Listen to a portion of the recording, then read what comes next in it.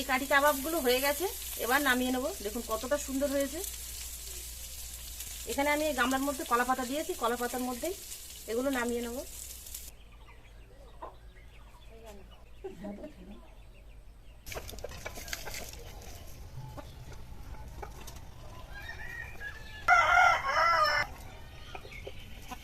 নমস্কার বন্ধুরা, সুপ্রিয়া কিচেনে আবারও আপনাদের স্বাগত জানাই আরও একটা রেসিপিতে। আজকে বাড়িতে চিকেন কাঠি কাবাব বানাবো। একটা হবে কিন্তু একদম দোকানের মতো, কিন্তু একদম খুব সহজে বাড়িতে থাকা সামান্য কিছু উপকরণ দিয়েই বানাবো। তো প্লিজ বন্ধুরা, আপনারা পুরো ভিডিওটা প্রথমের থেকে শেষ পর্যন্ত দেখবেন। কাঠি কাবাব বানাবো তার আগে আমার বাগানে কিছু কাজ আছে, সেইগুলো করব। বাগানে যে চারাগুলো আমি নিয়েছিলাম সেই চারাগুলোর গোড়ায় একটু সার দিয়ে দেবো। এখানে সর্ষ খোল নিয়েছিলাম আমি, সর্ষ খোল 3 দিন ধরে ভিজিয়ে রেখেছি। ভিজিয়ে একদম দেখুন কীরকম হয়ে গেছে, পাঁক মতো হয়ে গেছে। এই খোল গাছের গোড়ায় দিয়ে দেবো। এটা নারকেল চারা। আমি যখন এই নারকেল চারাটা নিয়ে এসেছিলাম নার্সারি থেকে, তখন মানে যে দাদা থাকে ওখানে কাজ করে, সেই দাদা বলেছিল 2-3 বছরের মধ্যে ফল দেবে যদি ঠিক মতো সার জল দেওয়া হয়। দেখা যাক কেমন হয়। আর এই গাছগুলো পেঁপে গাছ। পেঁপে গাছে দেখুন কত সুন্দর ফুল এসেছে, এবার ফল হবে। এই উদ্ভিদই কিন্তু প্রাণীর প্রাণ রক্ষা করে। উদ্ভিদ যদি অক্সিজেন না দিত তাহলে কিন্তু প্রাণীরা বাঁচত না। উদ্ভিদ আগে বাঁচিয়ে রাখা মানুষের পক্ষে ভীষণ উপকার। খোলটা একটু বেশি দিন ভিজিয়ে রাখলে খোলের যে ঝাঁসটা আছে না সর্ষের, সেই ঝাঁসটা কিন্তু বেরিয়ে যায়, তাহলে আর গাছের ক্ষতি হয় না। আগে গাছের গোড়ায় অল্প অল্প করে খোল দিয়ে যাই, পরে একটু জল দিয়ে দেবো, দিলে বসে যাবে গোড়ায়।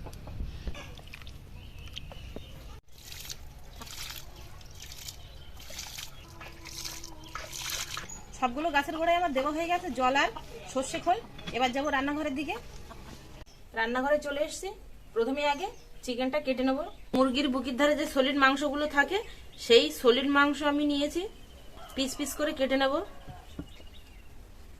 তবে আপনারা চাইলে কিন্তু একেবারে দোকান থেকে কেটে নিয়ে আসতে পারেন। দোকানদার দাদাদের বললেই দাদারা কেটে দেবে।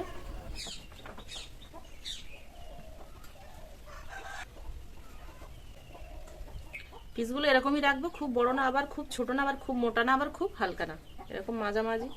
চিকেনগুলো সব কেটে নিয়েছি। এবার মশলা দিয়ে ম্যারিনেট করে নেব। দিয়ে দেবো স্বাদ মতো লবণ, গোলমরিচ গুঁড়ো, ধনে গুঁড়ো, লঙ্কা গুঁড়ো। এখানে টমেটো সস নিয়েছি, দিয়ে দেবো। আর দিয়ে দেবো টক দই, সয়া সস, ভিনিগার। সব কিছু দিয়ে আগে মাংসটা মাখিয়ে নেব। আমি কিন্তু সব মশলা আর সব রকম সবজি একসঙ্গেই মাখাচ্ছি, তবে আপনারা চাইলে কিন্তু আলাদা আলাদা ম্যারিনেট করে রাখতে পারেন। আর দিয়ে দেবো রসুন বাটা, আদা বাটা। এখানে আমি ক্যাপসিকাম কুচি নিয়েছি, টমেটো কুচি নিয়েছি, আর পেঁয়াজ কুচি নিয়েছি। আমি খালি সবুজ কালারের ক্যাপসিকাম নিয়েছি, আপনারা চাইলে কিন্তু এর মধ্যে হলুদ কালারের ক্যাপসিকামও দিতে পারেন। সবকিছু চিকেনের মধ্যে দিয়ে আবারও ভালো করে মাখিয়ে নেব।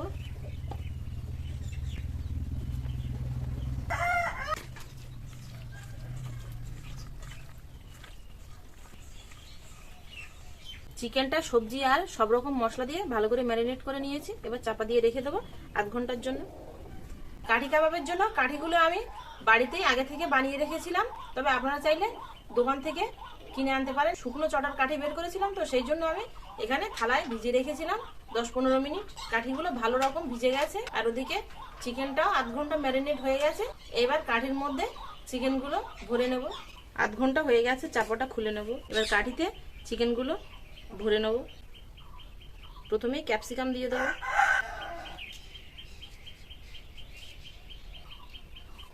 তারপরে দিয়ে দেবো পেঁয়াজ কুচি। এবার চিকেন দিয়ে দেবো। এবার দিয়ে দেবো টমেটো।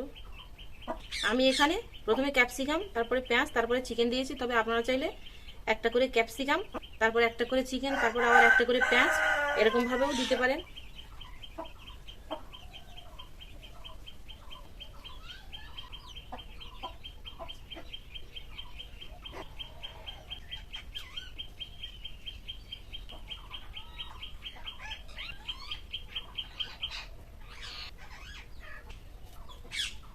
একটা আমি এই কাঠির মধ্যে ভরে নিয়েছি, রেখে দেবো। আরও একটা ঠিক একইভাবে ভরে নেব।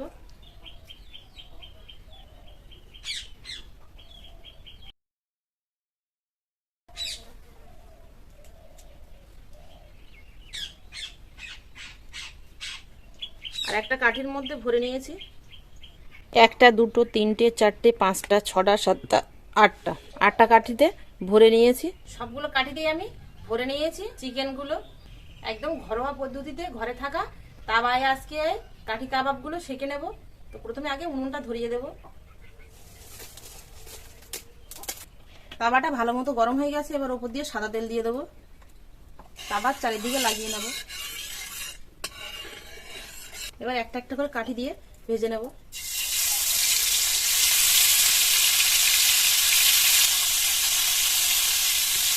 কত সুন্দর দেখুন ঢাকা হয়ে আসছে, এই দেখুন লাল লাল হয়ে আসছে।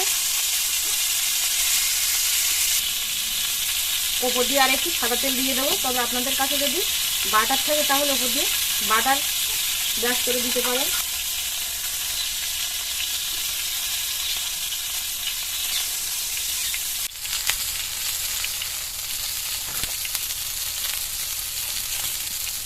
এই কাঠি কাবাবগুলো হয়ে গেছে, এবার নামিয়ে নেব। দেখুন কতটা সুন্দর হয়েছে। এখানে আমি এই গামলার মধ্যে কলা পাতা দিয়েছি, কলা পাতার মধ্যেই এগুলো নামিয়ে নেব। কালো যে স্পটটা পড়েছিল একটু খুন্তি দিয়ে পরিষ্কার করে নিয়েছি। আবারও সাদা তেল দিয়ে দেবো। বাকিগুলো দিয়ে একইভাবে ভেজে নেব।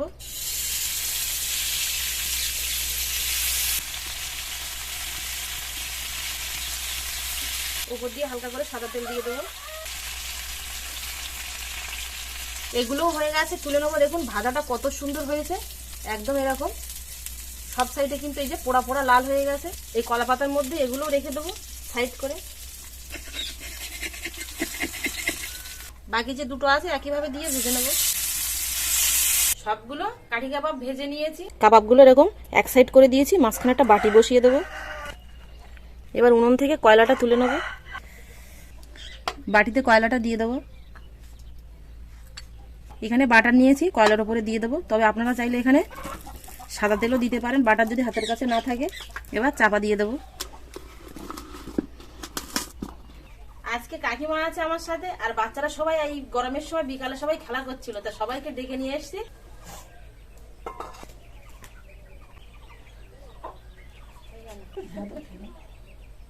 এরকমই বড় বড় ধরো, তুমি একটা ধরো। আমাদের মিষ্টি রানী কই? এ নাও নিলয়, এই তো আমাদের মিষ্টি শোনায় না। ধরো ধরো ধরো ধরো। দু হাতে এরকম করে ধরে খেতে হয়, এরকম দু হাতে ধরো। তুমি তো জানো। হ্যাঁ, এবার কামড়ে কামড়ে, এবার কামড়ে কামড়ে খাও। কেমন লাগছে? ভালো। আর ভাবছিলাম কেমন লাগে, তো কি জানি, খুব ভালো লাগছে তো। ভালো লাগছে কাকিমা? রিকির কেমন লাগছে? ভালো হয়েছে। আমাদের নিলয় বাবু ভালো ভালো হয়েছে। তাহলে সবার ভালো লেগেছে। মাংসটা সিদ্ধ হয়েছে সুন্দর। ওইভাবে খেতে হয়।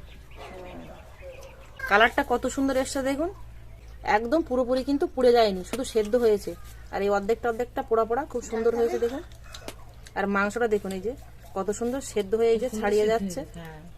সেদ্ধ হয়েছে বলো কাকিমা? দিদি জলের বোতলটা একটু ছাড়িয়ে দাও তো।